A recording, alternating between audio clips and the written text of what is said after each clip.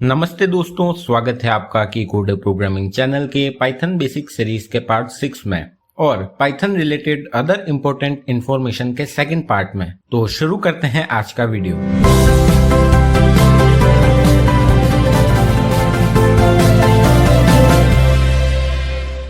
सबसे पहला print function ही है। प्रिंट फंक्शन पर माउस से होवर करा तो उसकी डिटेल सामने आ गई।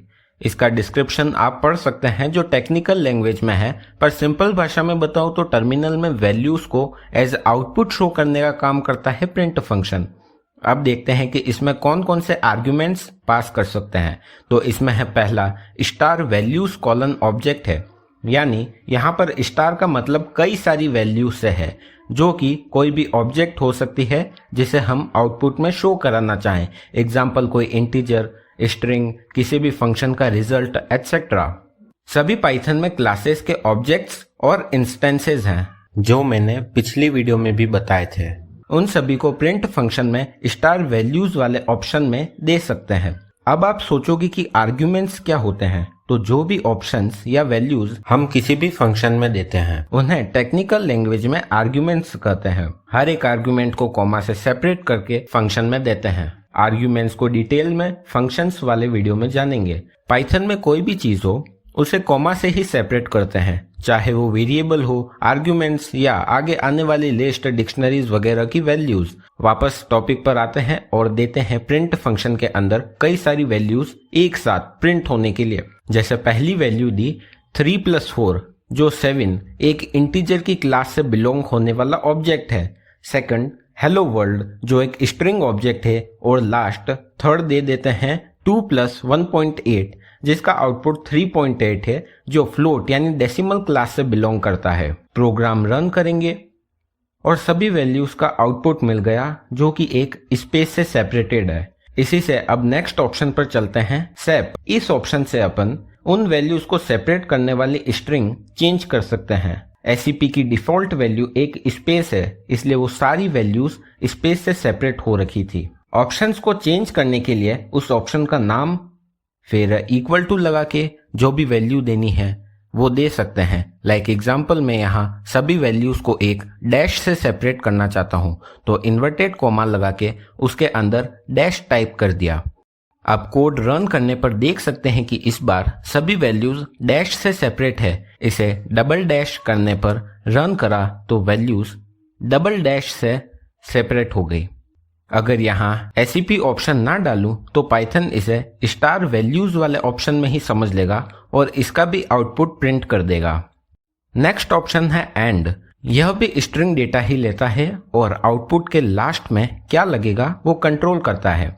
बाय डिफॉल्ट इसमें \n यानी न्यू लाइन कैरेक्टर है, जिसका मतलब लास्ट वैल्यू प्रिंट करने के बाद कर्सर नेक्स्ट लाइन में चला जाएगा। इसे चेंज करने का भी सेम तरीका है। ऑप्शन का नाम एंड, फिर इक्वल टू और उसके बाद कुछ भी स्ट्रिंग, जैसे यहां मैंने ट्रिपल डैश दे दिया।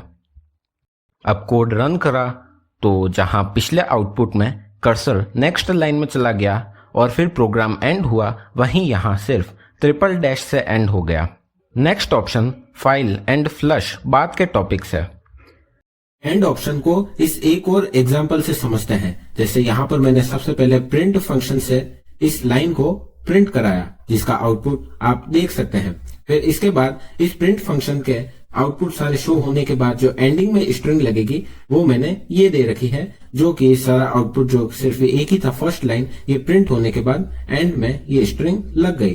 क्योंकि अब एंड की जो डिफॉल्ट वैल्यू है वो \n होती है, और मैंने इसे चेंज कर इस स्ट्रिंग से चेंज कर दिया, तो इस बार कर्सर जो है वो नेक्स्ट लाइन में नहीं गया और उसी लाइन में जो अगला प्रिंट फिर फंक्शन था, इसका जो आउटपुट है सेकेंड लाइन, ये यहाँ पर शो हो गया।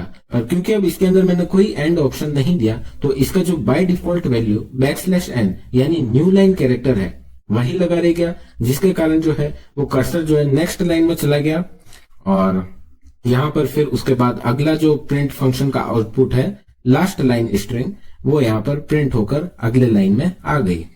अब देखते हैं कि जो ये एंड ऑप्शन है इसके अंदर जो डिफॉल्ट वैल्यू है वो \n है। तो क्या है \n, इसे ही समझते हैं। इसके लिए स्टार्ट करते हैं अपना नया टॉपिक, जो कि है एस्केप सीक्वेंस।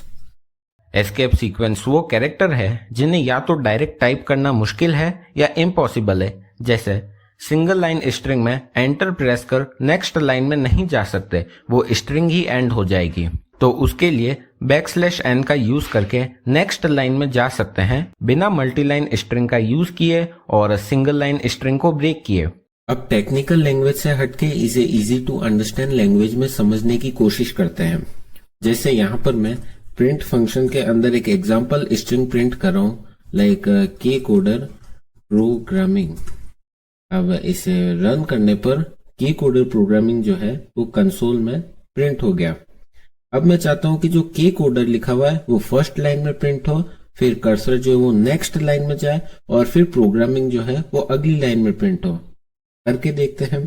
तो के कोडर के बाद \n लगा दिया। अब प्रोग्राम को रन करा तो जो के कोडर है वो फर्स्ट लाइन में प्रिंट हुआ, फिर जहां पर \n आया वहां पर जो है कर्सर नेक्स्ट लाइन में शिफ्ट हुआ, फिर उसके बाद प्रोग्रामिंग जो अगला टेक्स्ट है वो ऐसा का ऐसा प्रिंट होकर मेरे सामने आ गया। तो जहां पर भी हम \n लगाएंगे वहां पर कर्सर नेक्स्ट लाइन में शिफ्ट हो जाएगा। ये बिल्कुल कीबोर्ड में एंटर प्रेस करने जैसा ही काम करता है। अब इसी के तरह और भी कुछ और एस्केप कैरेक्टर्स होते हैं, उन्हें भी देख लेते हैं। अब और आगे बढ़ने से पहले कुछ जरूरी सूचना। पहला कि स्लैश और \/ में डिफरेंस होता है। \/ जो है वो आपकी एंटर की के ऊपर स्थित होगा और ये \/ कुछ इस तरीके से दिखता है। तो आपको ध्यान रखना है कि आप एस्केप सीक्वेंस में इस वाले \/ का यूज करें, ना कि स्लैश का, क्योंकि कई सारे जो बिगनर्स होते हैं वो इस चीज में कंफ्यूज हो जाते हैं, फिर प्रोग्राम में एरर आती है और फिर वो सोचते हैं कि उन्होंने कहाँ गलती करी। तो मैंने सोचा इसे बता देना चाहिए। तो आपको \/ का यूज करना है।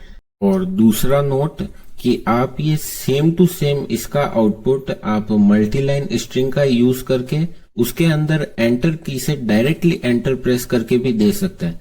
अगर मैं सिंगल लाइन स्ट्रिंग में एंटर का यूज करूंगा तो वो स्ट्रिंग जो है वो ब्रेक हो जाएगी, पर मल्टीलाइन स्ट्रिंग में ऐसा नहीं होता। मैं डायरेक्टली एंटर प्रेस कर नेक्स्ट लाइन में जा सकता हूँ। एग्जाम्पल आपको दिखा देता हूँ।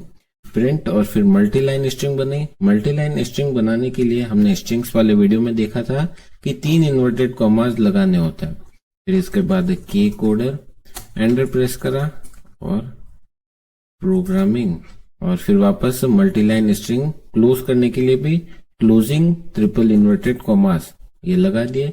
अब इसे रन करूं तो आप आउटपुट देख सकते हैं कि फर्स्ट वाले का आउटपुट जो आ रहा है सेम आउटपुट सेकंड वाले प्रिंट फंक्शन जो हमने यूज करा उसका भी आ रहा है।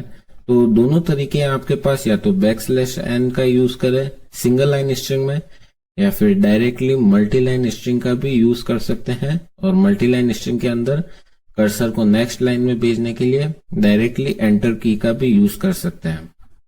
अब उसके बाद अगले एस्केप कैरेक्टर को देखें तो \t है।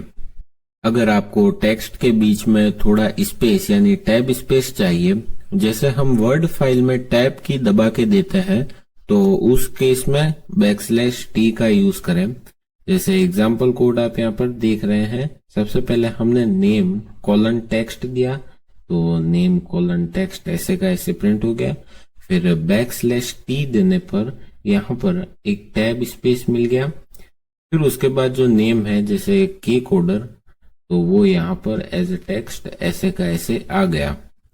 फिर उसके बाद अगला स्टेटमेंट भी ऐसे ही है कि सबसे पहले क्लास कोई टेक्स्ट है वो आया, फिर उसके बाद \t स्पेस \t का टैब स्पेस आया, और फिर उसके बाद अगला टेक्स्ट है 10th जो कि यहाँ पर ऐसे का ऐसे प्रिंट होकर आ गया। उसके बाद नेक्स्ट एस्केप कैरेक्टर पर चले तो वो \b है। \b पिछले कैरेक्टर को डिलीट कर देता है, जिससे बैक स्पेस काम करता है उसी तरीके से।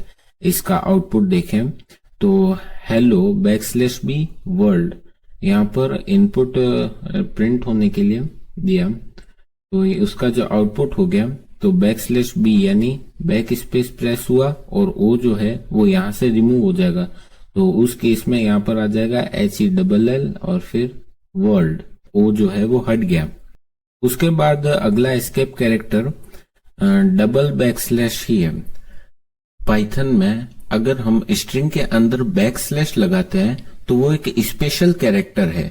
जब भी आप स्ट्रिंग में बैकस्लैश लगाते हो, पाइथन समझ जाता है कि अब कुछ स्पेशल होने वाला है। इसे हम एस्केप सीक्वेंस कहते हैं।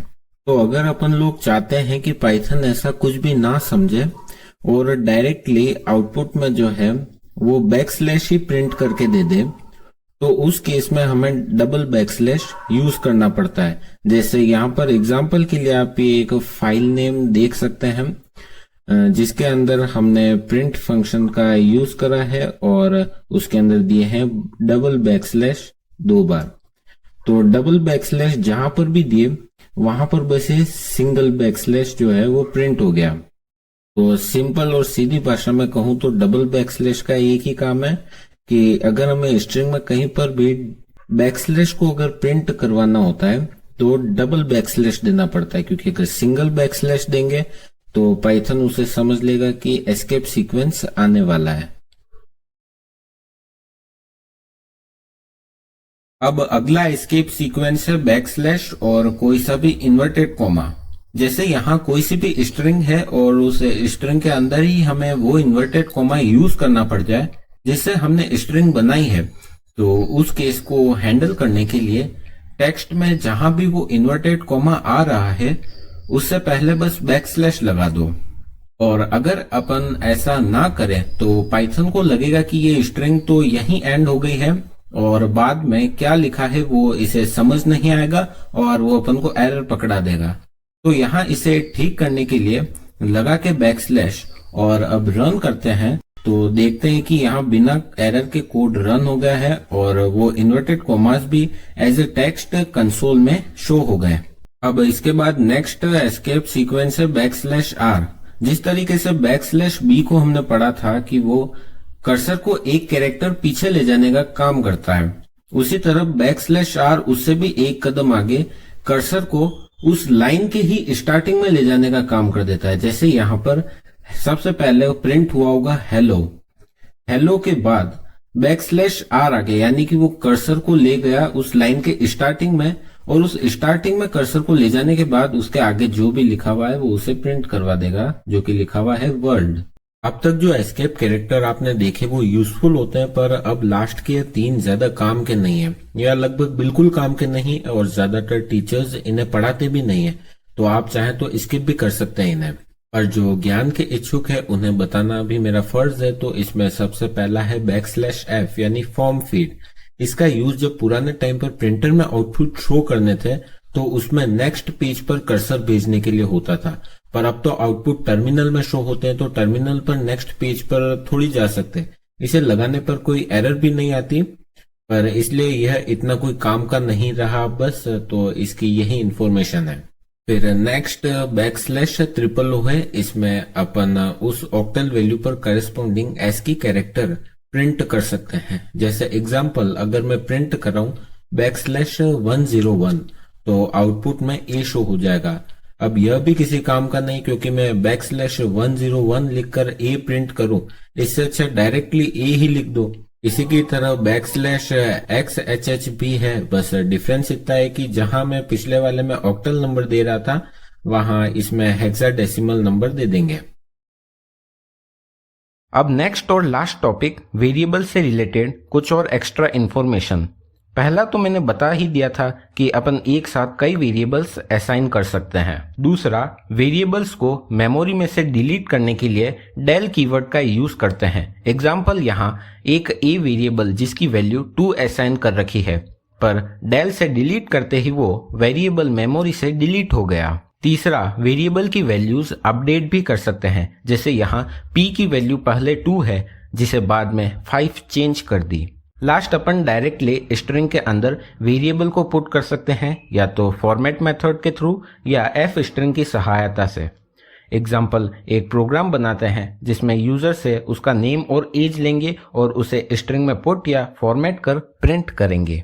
तो name is equals to input और फिर प्रॉम्प्ट एंटर नेम, फिर उसके बाद दूसरा variable age is equals to int input और उसके अंदर प्रॉम्प्ट एंटर एज।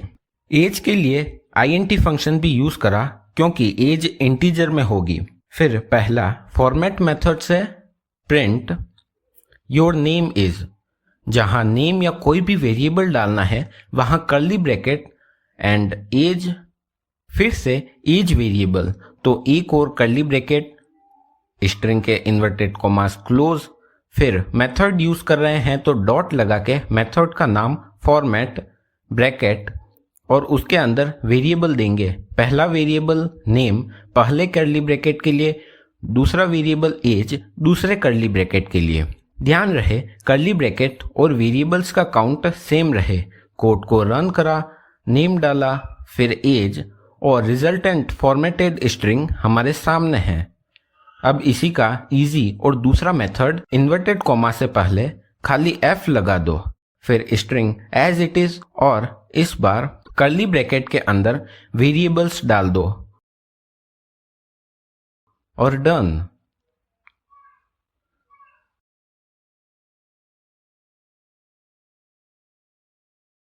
तो यह थे आज के वीडियो के टॉपिक्स। आज का वीडियो यहीं तक। एक बार रिकैप कर लेते हैं।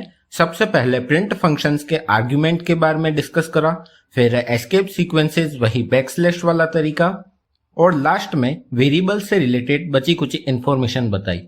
नोट्स पीपीटी फाइल और सिस्टम फंक्शंस पर पाइथन ऑफिशियल डॉक्यूमेंटेशन की लिंक डिस्क्रिप्शन में मिलेगी। मिलते हैं अगले वीडियो में, तब तक के लिए हैप्पी कोडिंग। जय हिंद, गुड बाय।